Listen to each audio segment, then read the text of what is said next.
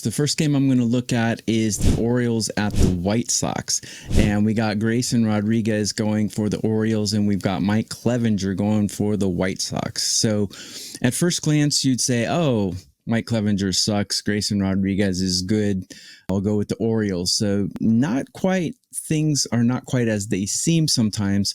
If you take a look at these pitchers and their history, especially against the other team, Grayson Rodriguez against the Chicago White Sox batters in his history has 17 at-bats. He's holding them to a 176 batting average against and a 575 OPS against. And Mike Clevenger, although he's having a horrible season with a 185 whip against these batters in his career, he has 44 at-bats.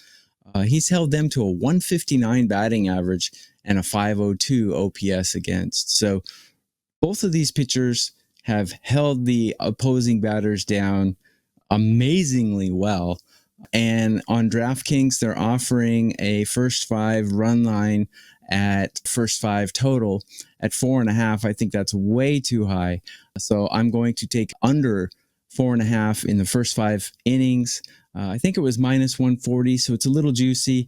It could be an alt, but I like the under 4.5. I don't see this game getting out of hand. 5 runs, 1 run per inning clip seems way too high. If anyone's going to score, it'd probably be the Orioles here, but I don't see the Orioles scoring 5 runs in the first 5. So under 4.5 for the first 5 innings in the Orioles White Sox game. All right, so the second play I'm going to be looking at is the Phillies taking on the Texas Rangers. I've had a lot of success doing these pitcher props. As a matter of fact, I'm number 1 in Major League Baseball at WagerTalk in profit gained in all of 2024. If you take a look at WagerTalk.com and click the MLB in the rankings, you'll see that I'm number 1 in the last 3 days, the last 7 days, and the last 30 days. I'm also number 1 at WagerTalk All Sports 2024, 2022, and 2021. So things have been going well the last 4 years. They're particularly going well in Major League Baseball this year. Go to my page at wagertalk.com to see what I have today. I have 4 feature MLB plays aside from the ones I'm giving on this show. Actually, I'll give one right now on this show. Of the 4 plays I have out today, this is one of them. Zach Wheeler takes the mound for the Phillies. And the books love Zach Wheeler. I love Zach Wheeler too. His strikeout props tend to be a little too high on the books. He is a strikeout guy. In the last month, he's striking out 10 guys per 9 innings. He's going against a Rangers team today that strikes out at 7 per 9 innings, so a little bit below the major league average. And if you look at the numbers, Zach Wheeler is at 7.5 right now. So the book is saying over or under 8 strikeouts. I tend to think he's going to be under for a couple of reasons. I'm not fading Zach Wheeler. I'm saying he's going to be under 7.5 strikeouts. Main reason is because my projection, I have him at 5.9, which would be around 6 for this game. Another reason is if you look at his history against the Texas Rangers, he has 58 at-bats against, and he's averaging a 4.94 strikeouts per start. So that takes into account everything. You know, in a start where he gets blown up, he might get taken out early. Zach Wheeler rarely gets blown up. He generally will go 5 or 6 innings in his starts. But against these Texas Rangers, they're pretty plate disciplined, according to the major league average, and he's only striking out 4.94. So he's averaging 5 strikeouts every time he starts against Texas Rangers in his career. So I'm going under 7.5 strikeouts for Zach Wheeler in this game. It's not a fade against Wheeler. I love Zach Wheeler, but I just don't think he's going to get to 8 strikeouts in this particular game. So that's the best bet for the show today. Hey guys, Adam Trigger here, WagerTalk.com. It is Thursday. It's first pitch. We're here to talk a couple of Major League Baseball games. But first, hit the like, subscribe to our channel so we can continue to bring you these shows and free picks on a daily basis. And also head over to my page, wt.buzz/8. I've got 7 wins in a row right now. I'm going for win number 8 and number 9. both in the WNBA tonight, and I've packaged them together. So I am seeing it well across the board, but WNBA is off to a 4-1-1 start. I'm playing 2 games on the hardwood tonight, and I'm hoping to keep this winning streak going. So head on over to my page and check that out. I'm not sure if I'll get to the window with any client MLB today. It's a lighter card on, or lighter board on Thursday, I should say. But I will talk about a couple of the day games that I do think there's maybe a little bit of an edge in. Just wasn't enough, at least so far, for me to fire. But that could change, and if it does, you can find it at Top Flight SI, where I will let you know if I play these or not. But the first game I want to talk about is Braves Cubs, and this one is pretty simple for me. Like, I'm not dying to bet against the Braves. I have been higher on the Cubs than I would say most, so far this year. So that is the way I'm looking in this one. But I would try to fade AJ Smith-Shawver in any capacity here. So my way to do it would just be to play the Cubs to win. But if you're looking at props, I think he could be a good fade today, based on the fact that, he is their quote unquote top prospect. He flew through their farm system last year. He made his major league debut at the age of 20 and had instant success, but that was a very small sample size. And the guy I've watched at AAA this year does not look ready to face the Cubs. So he's down there. He has been working on a changeup. This is often what happens at AAA. You will see guys kind of get knocked around as they, try to fix mechanics, develop a third pitch, so on and so forth. So I guess that's maybe the excuse as to why his ERA at AAA Gwinnett this year is 6.10 with a 1.52 whip. But I would typically look for something like maybe like a really good start or some consistency before getting called up, and I haven't seen that. What I've seen watching him pitch for Gwinnett is hard contact, 9 home runs. This month so far, knocked around by AAA Charlotte, one of the worst lineups at AAA.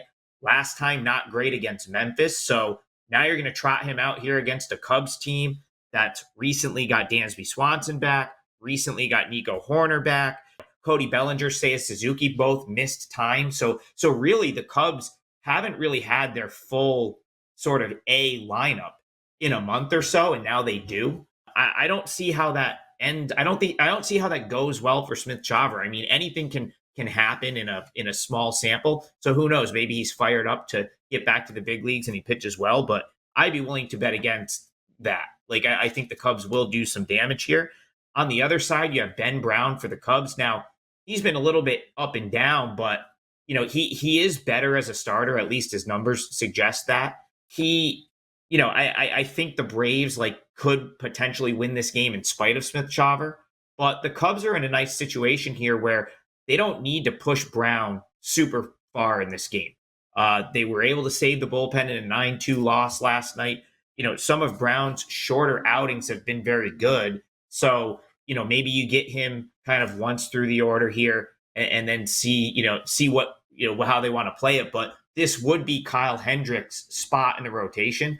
So they have options. They can push him through a full start. He hasn't done it. He hasn't pitched into the 5th, 6th inning that much this year. But if they have to go to the bullpen, they can then go down to AAA. They have some good starting pitching at AAA where they can make a roster move, because it looks like Hendricks is headed to the bullpen. I think he's out of the rotation. So they could play around with that a little bit there. But I do lean the Cubs today. I thought, even money on the Cubs coming off yesterday's loss, up against Smith-Shawver was the way to go here. So it's a lean for me, but Cubs, I think maybe you could still get plus 105. Let's talk another game, another day baseball game. Pretty much all day games on Thursday, it seems.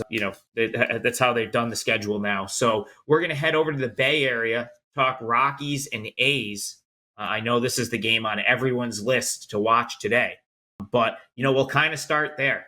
The A's are starting to look like the A's that everyone expected.